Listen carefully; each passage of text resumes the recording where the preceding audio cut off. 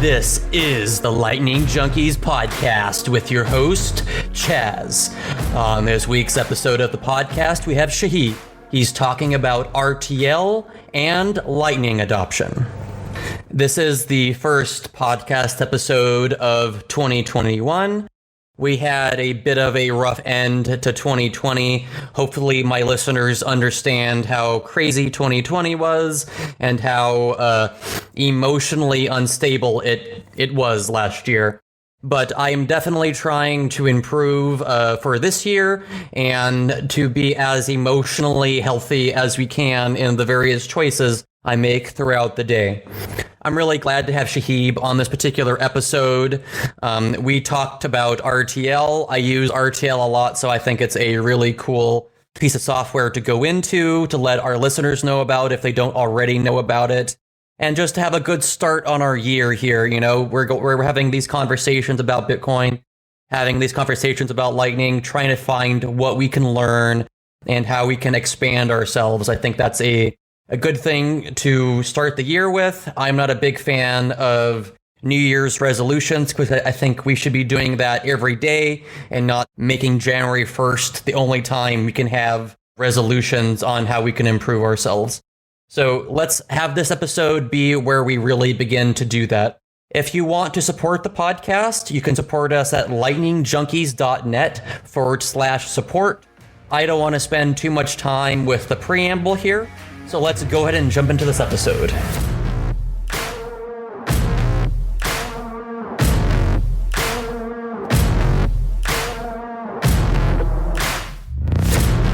I would like to go ahead and welcome Suheb to the Lightning Junkies podcast. How are you doing today? I'm doing good. Thank you for inviting me. Absolutely. As I stated in the intro to this podcast, this is the first episode of 2021. We had a bit of a break at the end of 2020 there. We didn't have anything for the month of December. And so I'm really happy that we have you on to talk about RTL, talk about Bitcoin, talk about Lightning a bit, you know, and just try to breathe life back into the show here a bit. Happy to be a part of that. Fantastic. Very much like I start most of my other shows, I just wanted to get a bit of an idea of how you got started on Bitcoin and Lightning, and then we'll kind of move into how you got started on RTL, what RTL is, and all that good stuff. No problem. If you don't mind, we'll go ahead and jump into how you found Bitcoin first. It's actually not a very exciting story, but yeah, I've been exposed to Bitcoin, let's say in 2012, 2013, when I was actually reading about a virtual currency whose price is going at a pretty exciting rate and was making news at that time. I just knew about it, heard about it, and I was actually curious about it, but never really dabbled into it. I really got into Bitcoin somewhere around in later half of 2017. I was actually trying to study Bitcoin as part of my job. I work in the financial industry as my day job. I was actually interested in getting into payments industry. I wanted to study what's going on. What is the latest and greatest in terms of innovation happening in the payments industry, quote unquote. I realized that, okay, you know, I don't know about Bitcoin. Maybe if I'm trying to get into this space, let me at least study Bitcoin a little bit. As part of my personal ambition, I started learning about Bitcoin, did a course, believe it or not, a course in Udemy on Bitcoin. That was my first formal introduction to it. From that point onwards, it's been just, going down the rabbit hole. Then as a next step, I bought some Bitcoin. You know, interestingly, nobody actually sold Bitcoin to me. So like sold in the sense like nobody's tried to convince me to get into Bitcoin. It was on my own volition that I started learning about it and started, getting deeper and deeper into it. Once I bought somewhere around in October 2017 some Bitcoin in Coinbase, bought some other shitcoins also, like any noob would, started learning about it more and more. I actually got into Twitter around that time, started listening to podcasts, like reading as much as I could, because it was something which really excited me. I just went from learning to buying. I was initially very excited about mining. So I set up a mining rig, a GPU mining rig. I wanted to learn about it technically. Finally, I figured out somewhere around in the end of 2017 that, mining at the retail level is not really going to do anything for me. I should look at some other ways to get more Bitcoin, one thing. Second thing, learn more about it. That was end of 2017 when I came across Lightning Network as an area which is getting developed on Bitcoin. That was the next phase of revelation for me when I graduated from Bitcoin plus shitcoins to Bitcoin only, because Lightning was the thing which actually convinced me that digital gold store of value is the right narrative to get behind, and Lightning is actually a narrative which builds on top of it, and that's where I want to be. This is my kind of like initial part of the journey. Like we can get into RTL later, but yeah, that's how I kind of started. Absolutely. So you joined Coinbase, got Bitcoin in the shitcoins. Yeah. What was the separating factor that brought you to Bitcoin and Lightning versus, shitcoins and more shitcoins, basically? Like any new boot, I was completely confused when I started out. Got into Bitcoin and got into Ethereum and got into Litecoin and everything. I was actually a Litecoin bull at one point, believe it or not. Differentiating factor for me actually was when I read about Lightning and understood Lightning.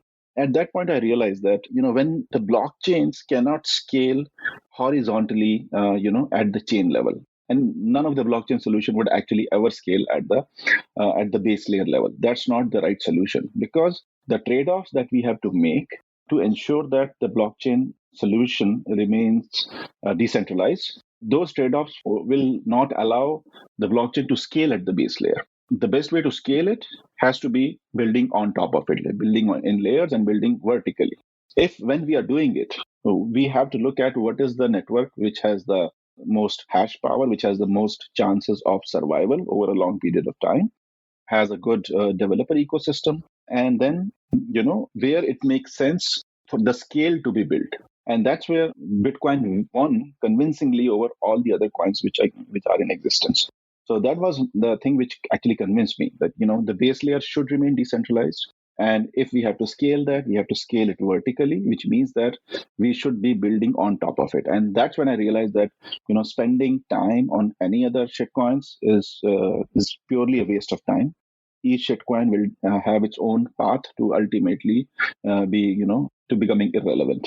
It's best to not focus on anything else other than Bitcoin, and that's why I decided to exclusively focus only on Bitcoin and got out of every other shitcoin that I had. Do you think the big block versions of Bitcoin that exists out there, do you think those are complete dead ends then? I think so too, definitely, because like I said, we definitely cannot compromise on any factor which affects the decentralization narrative. That is the trade-off that we are making, being able to run a node, anybody being able to run a node, and having the minimum commodity resource requirement to be able to run a node is actually a winning argument. You take any other coin, none of those coins actually win that argument. They try to foolishly scale at the base layer, which in the end compromises the whole decentralization narrative, which is not something that we should compromise on. That's my firm belief. It's very interesting because we're definitely going to get into RTL here. RTL is basically on a lot of the most popular node implementations now. You have it on MyNode, you have it on Umbrel, you have it on Raspberry Blitz, I believe, BTCPay Server, all the big ones. Taking a step back and just talking about nodes in general for a moment, can you even think of any other cryptocurrency community or whatever you want to call it that has like nodes, running your own node at home or wherever as part of their ethos? It seems to be a very uniquely Bitcoin thing. Do you have any opinion there? Yeah, definitely. I mean, first of all, having all of these commodity solutions, which allow you to off-the-shelf buy node solutions, and then having that enthusiasm to run your node, having that enthusiasm to encourage people to be masters of their own data, not being dependent on any other data provider, that is very unique to Bitcoin per se. I think that actually makes it really unique, first of all, because from the first principles itself, we are always pushing our users to be self-sovereign, not being dependent on any data provider if they are technically inclined. Everybody has an option to use centralized service providers, but if you are technically inclined, there are so many solutions available that you actually need not be dependent on any other third party, and that is kind of baked into the ethos of the community. I struggle to think if it could even work on anything else. Like on Ethereum, it's quite known that most of the dApps use Infura, or whatever, how you say it out loud. Going down the list of the rest, it's not even a consideration. BSV is like, have a $20,000 node or get the fuck out kind of thing. Yeah. That's furthest from our ethos as possible of like, let's say Lightning. I want to have my Bitcoin on Lightning where I can look after it. Like, I don't want to have it on someone else's node and cross my fingers that they're not going to be like a thief later on and just take everything and exit scam or something. Yeah, if you look at, what are the biggest coins other than Bitcoin, Ethereum, it's very difficult to do or have this kind of model in Ethereum. And actually, people throw aspersions at Bitcoin saying that, it's not really innovating. If you look at this aspect of Bitcoin, it really is far ahead of any other coin in existence. There is no community of coins which actually are running nodes at this level, decentralized at this level, right? Having that resiliency at this level that Bitcoin has. There's no other coin which has such a interesting second layer solution being built. So all of these things are really unique to Bitcoin and actually highlight the how far ahead Bitcoin actually is compared to all of its existing peers right now. Do you think we're going to see a future where the other coins are suffering because they never got around to setting up this ethos or making this relevant to their ecosystem? I think so, because if you look at any other competing narrative that they come up with, right, sooner or later that actually comes into Bitcoin. I'm sure privacy is going to improve with Taproot Schnorr. The scale is going to improve with Lightning as a second layer. In the long run, none of the other narratives is going to actually survive. Given that Bitcoin has such a big network effect, such a large commanding lead on the hash power, ultimately none of the narratives will survive, and Bitcoin is the only one which is going to be remaining. So it makes sense to be on Bitcoin. It makes sense to learn and spend your time on Bitcoin. This is my firm belief that Bitcoin is the only one which will stand the test of time and resiliency. Right. This is kind of an argument that I think has been going on for a while. Shortly after the Ethereum ICO in like 2015 or 2014, the Bitcoiner narrative is, why do we need Ethereum? Because eventually we're going to just have it on Bitcoin, in the favor of other people, not Bitcoiners. That hasn't come to fruition in the way that I think we probably wanted it to back then. We have Rootstock right now, which I'm not sure if Bitcoiners really care about Rootstock, to be entirely honest. I think the thing that Bitcoiners are more likely to be interested in is RGB being built on top of Lightning from Giacomo and Maxim and those folks that are working on that. So I think that's probably an answer to that, and maybe how we're going to get, to things that Ethereum was kind of doing with their quote unquote world computer narrative. I think that's very much the correct answer that you gave there. Very often I get into pointless Twitter debates with people that are really into nano, for example. It's like repeating the same argument with different coins over the years, because the people that really are into nano could have been into Litecoin before, into Dogecoin before, because the argument for them is it's fast and cheap. I don't see that as being enough of a differentiating factor to really say, hey, get nano, it's the future, when it's like, well, Bitcoin has all the network effects. It has the most likelihood of being an asset that people are just going to have. So why wouldn't we just build a fast and cheap solution on top of that versus trying to make 30 different coins to do 30 different things and have to rebuild the network effects from scratch? Do you see the future being where we slowly kind of beat it into the rest of the cryptocurrency community that everything they're doing is a bit of a waste of time and most things will be folded into Bitcoin on a long enough timeline? My belief is that having arguments with people is actually not going to help them convince. They'll not be convinced. We can keep on endlessly arguing, because once people have put in their money, have bought into some ecosystem, they have certain incentive attached with, trying to either make it successful or at least continuing to believe that whatever investment decision they have made is going to be the right one. So it's difficult to, argue or even make any reasoned argument, and they'll be convinced that whatever investment decision they made is the wrong one. I think it's over a period of time, as Bitcoin's network effect continue to consolidate, all the adoption that we are seeing, the price rise that we are seeing, right? Over a period of time, people will realize that this kind of innovation is not something which will have multiple options and multiple products which people are going to choose from. This is a winner all take scenario, and Bitcoin is clearly the one which is going to win this race. It's very clear, at least in my mind, that there's not going to be any other significant winner which will come out and say, or share market with Bitcoin. It's not going to happen. I believe people will only learn over a period of time as they see Bitcoin's price appreciating, the network around it getting built. They will realize that it's not worthwhile. And in fact, my belief is that shitcoins are only created for their founders, and Bitcoin has been created for everyone else. I think over a period of time, everybody will see that narrative, and then everything else is going to just peter out. And you can actually see that even from the market share perspective compared to the last bull run. The market share that Bitcoin has captured actually in this bull run is significantly different. That is what we are going to see with one more cycle or another cycle. It's going to make sense that having money in anything else is just a waste of time. Do you see any way for Bitcoin to lose or to fail? My view is that the only threat that you would want to give some credibility to, which remains at this point, is maybe a regulatory threat. And I see that as kind of getting weakened over a period of time as we see more and more institutional adoption. Technically, I don't see any threat. Network-wise, I don't see any threat. Network effect-wise, I don't see any threat. The only threat which is remaining at this point in my mind is some sort of a regulatory attack or a state attack, where it might grow to a point where states will feel threatened and they will try to have some sort of a control over it. But I think over a period of time that attack will also become weak as more and more institutions come on board. It kind of builds some sort of a protective moat around Bitcoin. Institutions will have a skin in the game.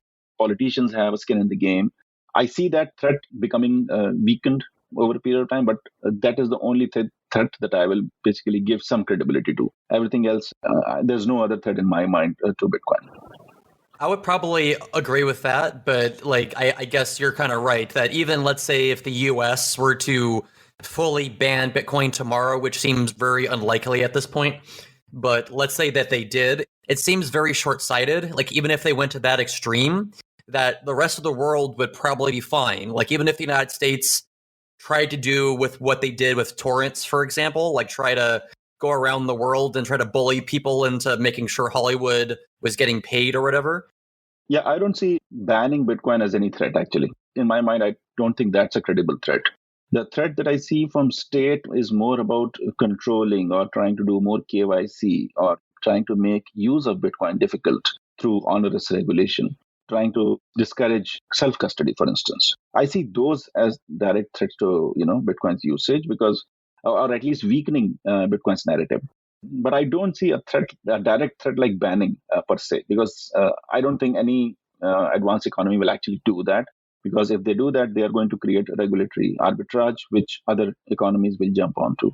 Any advanced economy, I don't see, will try to directly threaten Bitcoin like that, but they will try to co-opt the narrative, maybe change the narrative, influence it in such a way that it loses its potency, maybe to a certain extent. That is the credible threat that I see.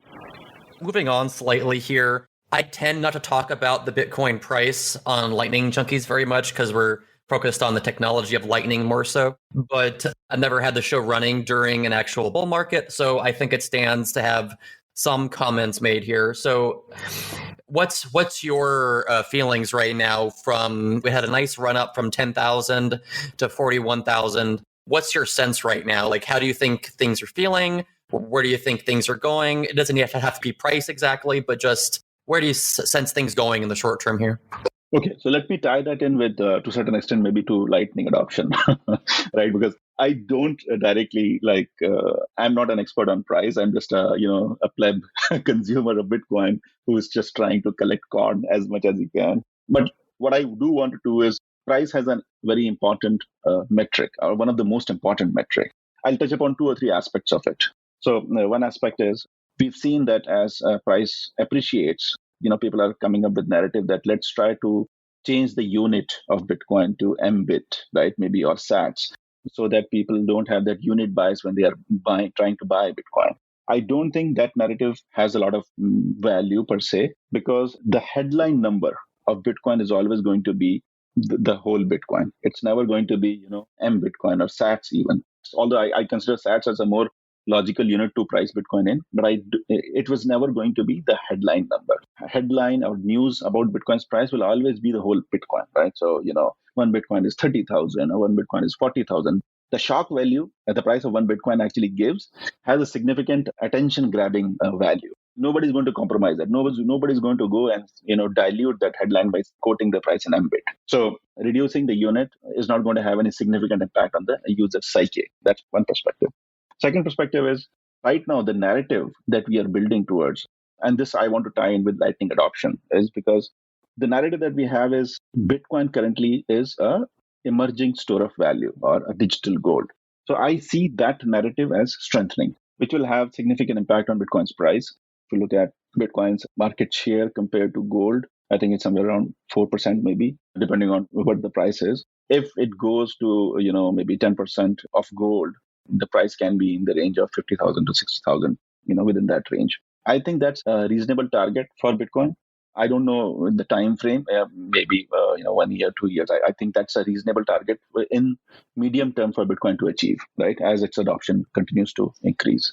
I think that has a significant impact on how Lightning adoption improves. My view is that first, the store of value narrative has to solidify. It has to become the narrative which sustains over a period of time.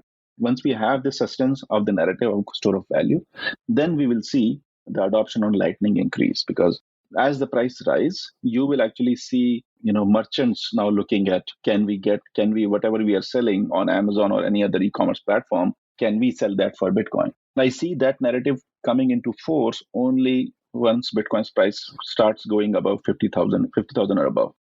If Bitcoin's price is above that number, then you can see that merchants looking at options like which website can give us an option to accept Bitcoin, or can they force Amazon to say, okay, we directly accept Bitcoin.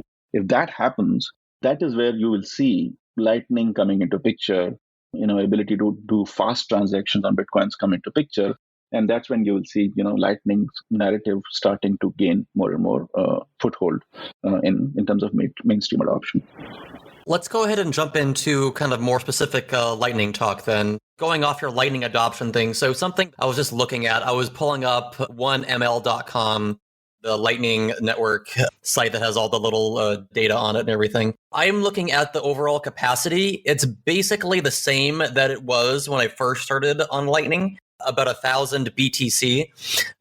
Obviously, the amount in dollars that represents has gone up since then, but the Bitcoin itself is staying fairly flat. What do you think that's a function of, and do you think that's going to continue to be flat until something big changes, or what do you think there? A couple of points there. So first point is the public capacity that you see on 1ml.com, or if you run your own node, you can actually get that number from your node as well.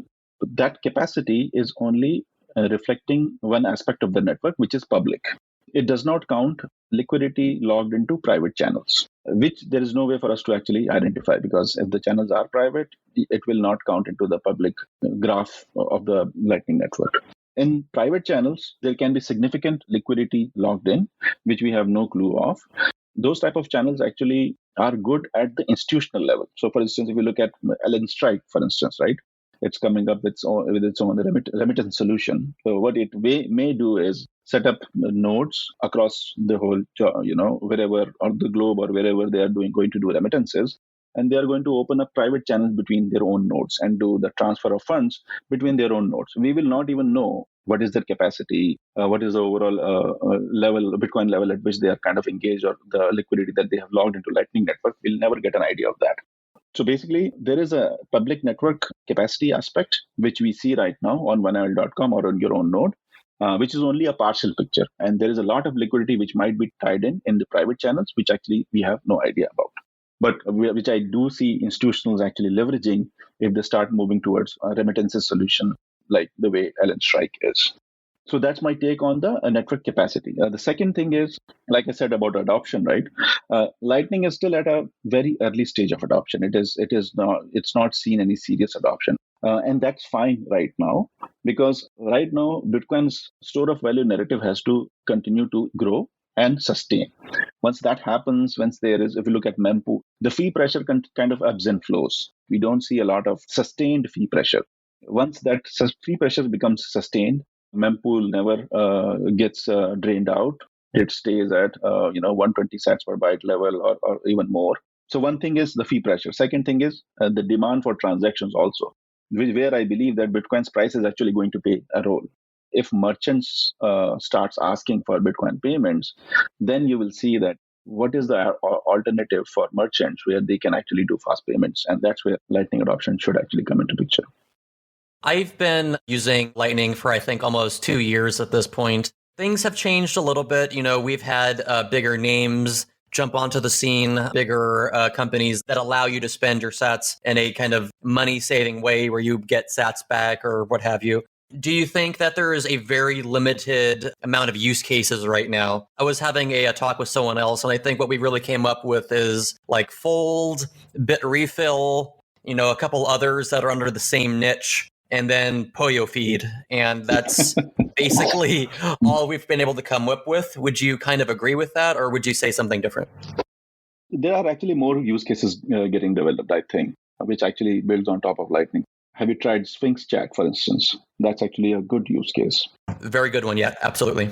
So that I think is actually very unique in itself, being able to do chat have private chats completely encrypted, compensated by a Lightning network. That's a very good use case. LN Markets is one that I keep forgetting about. LN Markets is also a good use case, yes. Have you heard about Pool? Pool actually, which is a liquidity market for Lightning. That is also an interesting use case where it actually develops a market where you can create a native interest rate on Bitcoin when you start trading liquidity, basically. Those are some of the interesting developing use cases right now. But I think we've just scratched the surface of adoption. We have not actually seen any serious adoption right now.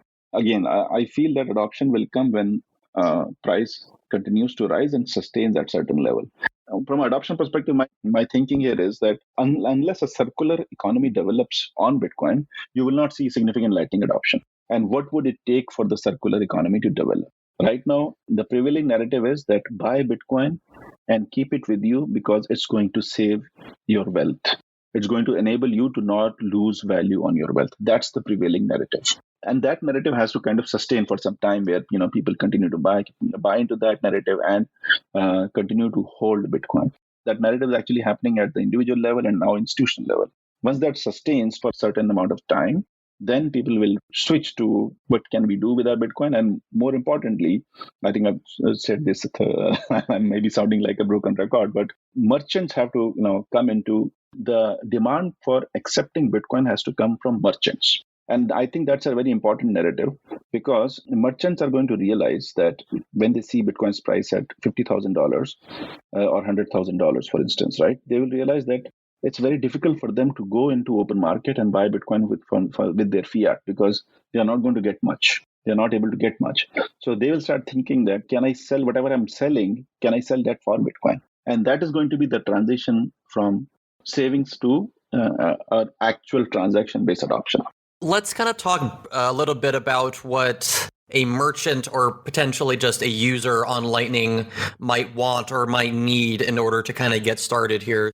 Ever since I started the podcast, I had this idea that trying to onboard everyone onto Bitcoin might actually be the wrong way to go about things. Maybe the best way to go about things is to try to pitch people on Lightning first and try to get them using Lightning first and then try to, over time, teach them about the best practices of using Lightning and Bitcoin. And so they could start to understand a lot of the background. I generally think that if you can get people to like the experience of Lightning first, not overload them with go run your own node, go make sure you're doing all these private key things right out of the gate, whatever, and trying to make sure we install the full ideology and ethos from day one is probably a mistake. And just trying to get them to, this is useful in this way, go use it. And if you like it, go tell someone else. Basically it. I kind of wanted to touch on RTL too here a little bit without going off too far into outer space. A lot of the tools that a user or a merchant might use, I think, would include RTL, because when I first started my Lightning journey back in the day, there wasn't really RTL. I think there was like other things, I think, back then, but I I didn't really understand why you would need to use them. So the majority of the time, I was just on the LND command line doing most of the things. That was fine. But more lately, maybe towards the end of last year, I've been seeing the value in things like RTL, Thunder Hub, and others that are basically a control panel to your Lightning node. Do you want to maybe explain RTL a little bit better than me and kind of go from there? RTL has been built with a technical user in mind, a user who has understanding of Lightning or wants to actually understand the details of all the different parameters of a Lightning node. That's a user that we kept in mind while building RTL. That user persona is loosely based on my my own usage of Lightning. So I was more or less a technical powered user of Lightning. So I wanted to know, okay, when I am logging into my node, what are the different things that I need to get a view of? What's a bird's eye view for me? And with that persona in mind, we have designed RTL. It is primarily for slightly technical user. And there is a merchant aspect as well. In RTL, we have different views. There are two views that you can have on your dashboard. If you are going with a persona of routing node operator, you get a highly technical dashboard. If you go with the persona of a merchant, then you get a slightly abstracted view of the dashboard, which gives you simple parameters. That's one aspect of it. And when you log into RTL, you see a dashboard which gives you information about the different aspects which are important. For instance, what are the number of channels which are active? What is the routing fees that you may have earned? What are the different channels which you have? What is their balance? What is the overall balance score of your channels? Those are important parameters if you're a routing node operator. If you're a merchant, you log in and you see some basic information. You see how much money you can receive, how much money you can send, and then there is a small control to be able to send and receive payment. That's all that you see if you're a merchant. We kept these two personas, at least from a dashboard perspective, different and gave them a different view. On the menu that we have on the left side, there are a lot of things that are available, right? You can connect to peers, open channels with them. While opening channels, you have a lot of options. When you are making payments, you have options of choosing which channel to make the payment go through. When you are receiving payments, you can add privacy routing hints. Then you can actually have a view of the network, can do advanced operations like circular rebalancing. Or if you have loop installed, you can actually do liquidity management on your node. Those are the things which are kind of helpful for both a technical user as well as a merchant. So that's the kind of persona that we had in mind when we built RTL. I wanted to kind of talk about the last two that you brought up because I was probably going to launch into rebalancing because that's the thing that I like RTL for the most, if I'm being entirely honest. I like how graphical everything is, but I think for the most part, everything else I can kind of do on the command line and it's fine. But rebalancing is a pain in the ass. Yeah. Otherwise, right? So I have my main routing node on a BTCPay Server installation, and the way they work is a little bit further behind what like my node or any of those guys might have on their side of things. So I've been kind of playing with RTL on my my node implementation, and I really like the loop in, the loop out. I like the circular rebalancing. I feel like I can never get one to really go through correctly. Basically why I want loop to be on the BTCPay server side as soon as possible, because I feel like that is a lot easier to deal with when you're trying to move like 5 or 6 million sats out of a channel or something.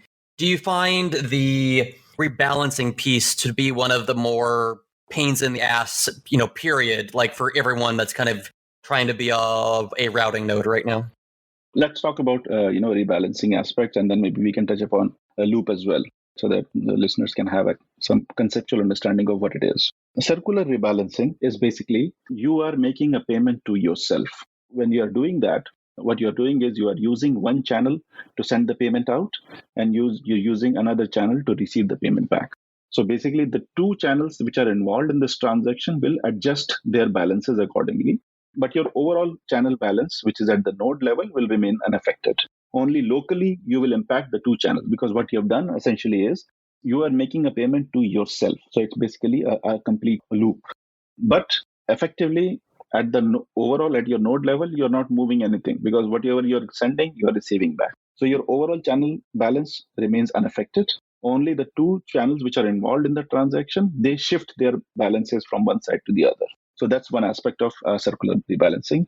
The important thing to note when you're operationally doing it is through RTL, there is a suggested fees, because when you do the circuit, basically when you send the payment to yourself, it goes through a couple of nodes in the network back to your node.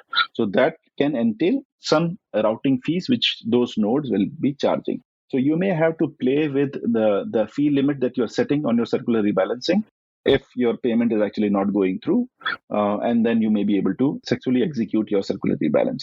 You may also want to start with small amounts first. If you have a certain particular balance that you want to move on one of your channels, don't start with that complete balance. Start with smaller balance. See what balances are going through, and then kind of level your amount up, ultimately getting to the amount that you want to rebalance. So that's about circular rebalance.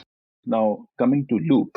A loop is basically a submarine swap. So basically what it is it's a way to exchange liquidity between offline, which is Lightning, and on-chain Bitcoin.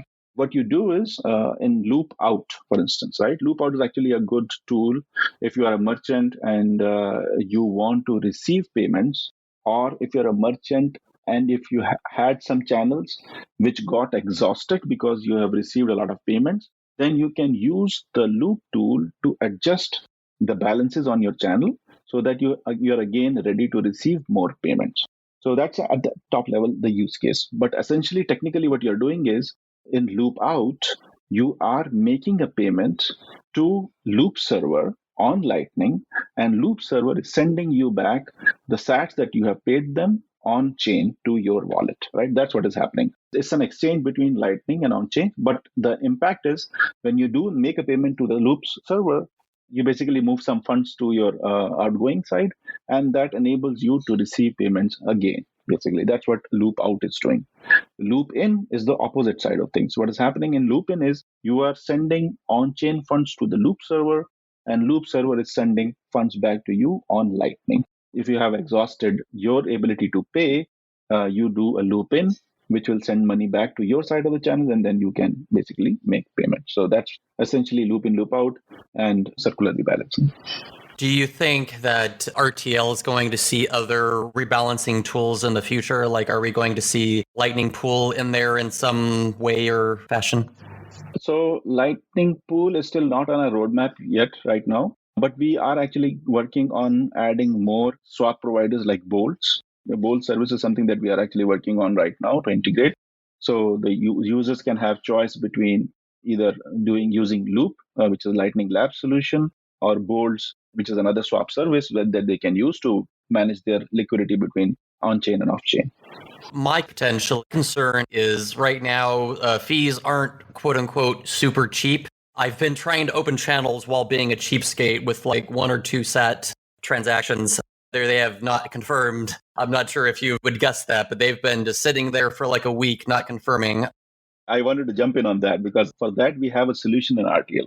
So if you have a pending channel which you have opened on LND and it's not getting confirmed, and if you want then channel to get confirmed, you can actually do CPFP, child pays for parent, via RTL UI to accelerate the confirmation of that channel. We have a feature in RTL to handle pending channel opens. Is there anything else in RTL that I'm missing? Because like I think there's so many little switch and gizmos and things in there to play with. There's one more interesting feature which we added in the last release. In addition to all that I talked about, there's a feature that we added for reports, which actually gives you a good idea if you're routing a lot of payments, right? You can go to the reports section and then pull up reports which are summarized routing fee collection that you would have done at the monthly level. You can summarize at the yearly level. So that's one type of report where you can summarize the routing fees that you're earning. There is another report which is available for transactions, which can summarize the transactions that you have made or paid, or the transactions that you have received. So we are giving these two reports, which are giving summary at the monthly level, and you can actually do the summary at the yearly level as well. These are actually good features, I believe. If you're a merchant, for instance, if you're trying to figure out, okay, on my node, how many payments have I made or how much payments have I received? or if I'm a routing node, how much sats have I earned routing over a period of time, you can actually use that reports feature to get that data. Fantastic. I appreciate you letting me know about the reporting features there. I was kind of curious, though, how did you first start with RTL? And what exactly do you like doing over there? I actually, interestingly, started working on RTL somewhere around mid of 2018. There's an interesting story that I have around that. So I actually set up my first Lightning node in March of 2018. Or April of 2018 rather, and I actually followed Staticus's guide. I don't know whether you know about that guide, right? It's quite famous actually for setting up Lightning nodes on Raspberry Pi. When I set up my Lightning node, there were actually very few nodes on the mainnet network, maybe around 20 odd or 50 odd nodes overall would be there. And the overall network capacity at that time was maybe 2 Bitcoin. I'm talking about April 2018. The total network capacity was 2 Bitcoin, somewhere around that. At that time, interestingly, I set up my node with the autopilot feature, and my node connected with Staticus's node automatically. And I was kind of encouraged. I admired his work a lot. I followed his guide to set up my node. So I just sent him a message on Twitter that, my node and your node is connected. So he confirmed that, yes, we are connected. And then I kind of started having conversations with him. And while we were discussing, he said that, there are no good UI solutions. I wish there were some good UI solutions for managing a Lightning node. I was incidentally actually working on some sort of a dashboard type feature because I realized that when you log into your node, if you're a technical user, there are so many things that you want to know about. Has my node forwarded any transactions? Have I earned any fee on it? What are my peers? What are the status of my channel balances? There are so many things that you are curious about when you log into your node and that you want to know. So with that kind of questions in mind, we started building this kind of dashboard type feature that kind of morphed into RTL, and Staticus connected me with Rootzall. So Rootzall was actually at that time working on Raspberry Blitz as a packaged node solution following Staticus's guide. So they took his guide and basically they were trying to get all the parts together and build a plug and play type node for the user. I started collaborating with Rootzall, and Rootzall's Raspberry Blitz was the first node solution which actually integrated RTL. Then, I reached out to Nodal. Nodal was also building a solution at that time. So I started talking to all of these solution providers, and interestingly, everybody found RTL to be a good fit in their stack. So then RTL kind of continued to grow. And with each integration, there was something or the other that we kept learning and improving. Ultimately, that's the product that you see right now in its current shape. So you've been working on it for almost 3 years then? Yeah, more than almost 2.5 years right now. Yeah. Would you call yourself a bit of a Lightning OG then a little bit? I would consider myself a Lightning OG, yes. But I would say that, I am a kind of OG who has lost money on Lightning nodes, basically. Lightning OGs have a different type of, stories to tell, basically. Yeah, our nodes crash, we lose funds in the channel. So, yeah, we have kind of a, different type of stories to tell. How much money have you lost on your Lightning adventure so far? Somewhere around 6 million sats, at least. Poor sats. Yeah. Going from there, what do you see as being like the future of RTL? Do you think it's going to dramatically change or just kind of keep iterating along and doing its thing? I would say, at this point, future of RTL is kind of tied with future of Lightning, right? That's what I feel. Because we are so tied in with all these node solution providers. We are there in Umbrel, Raspberry Blitz, BTCPay Server, Nodal. Take any node solution. RTL is there into my node, right? It's integrated as part of their package. As Lightning's adoption increases, these node solution providers will be selling more products, and people will try to figure out how to run Lightning. So RTL will kind of grow with that. But the focus of RTL is basically technical user who want to run their own node and want to understand the technicalities of Lightning. So I see not significant like explosive growth like any typical wallet would. Like for instance, a Bitcoin wallet or Lightning wallet would definitely go at a much faster pace, but RTL will grow as Lightning node adoption increases. So that's where I see closely kind of tied with Lightning nodes growth basically. We were touching on Lightning adoption before. you're kind of mentioning that like the price could be involved there. Do you see any other event or a situation that would cause people just to run towards Bitcoin Lightning like mad? I see the encrypted chats as a good, unique use case. I don't know whether we will call it a killer app, but it has significant value because, as you see, the overall right masses are kind of waking up to big tech companies having such a wide hold over their data and their lives. So there might be a section of users which will start thinking about sovereign solutions which give them more control over their data, apps like Signal, or there can be more exotic use cases which can come from encrypted chats. I see that as a unique use case which can give some pressure of adoption for Lightning. But I primarily see a significant jump in Lightning adoption coming from merchants asking for Bitcoin payments as Bitcoin's price increase. I think that's going to be a significant force of adoption because the best or the easiest or the fastest way for merchants to get paid Bitcoin would be Lightning. The moment merchant starts demanding Bitcoin payments, you'll start seeing Lightning adoptions increase. That's my thesis, basically. What would you say is your favorite Lightning app or product right now? In terms of node solution or actual application? Anything. So like any kind of software that anyone's making, anything that's more user focused, anything, just your own personal favorite. I love Sphinx Chat. I think that's really unique. I like the experience of chatting on it and how I can use my node to have a completely encrypted chat. So I'm very excited about that. I do like Poyo Feed, feeding chickens with Lightning. And in terms of the node solutions, actually, I liked Umbrel a lot. I'm very impressed with their UI, UX, and how they're packaging the whole solution together. Those are some of my favorite solutions right now in Lightning. I just want to talk about Sphinx Chat really fast and apologize to Paul because I was supposed to get my like podcasting 2.0 thing set up or whatever, where people can listen to Lightning Junkies and pay us sats per second or per minute or whatever it is. And I've just been kind of blowing it off, unfortunately. But I promise I will get that set up, guys. I promise. My partner, Kat, actually is setting up their node for the first time. Like I'm a nerd that has 3. And so they're setting up their own with some pressure from me, only some. And they're using Umbrel. So it's my first exposure to it. And I feel very similarly. It was a very easy setup. The UI looks really attractive. It has all the fun toys in there, RTL included, of course, Sphinx Chat Relay, all that good stuff. So yeah, it's really exciting and it's really fun. Hopefully we're going to have more content around Umbrel eventually and maybe get someone from them over here on the podcast as well, so we can talk more about that. I think we're kind of reaching the end of the podcast. I had only had an hour or so put aside for now, but that's pretty much it. Did you have anything final you want to let the audience know about Bitcoin, Lightning, RTL, or anything else?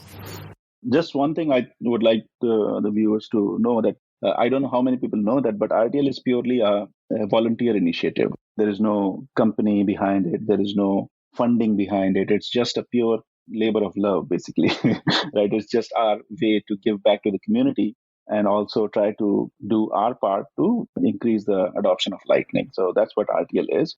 So we would like, if people are interested in contributing in any way, give design inputs, try to contribute code or review PRs or anything that they would like to do so that the whole community continues to benefit from the solution, improve the quality of the solution. So that would be my appeal.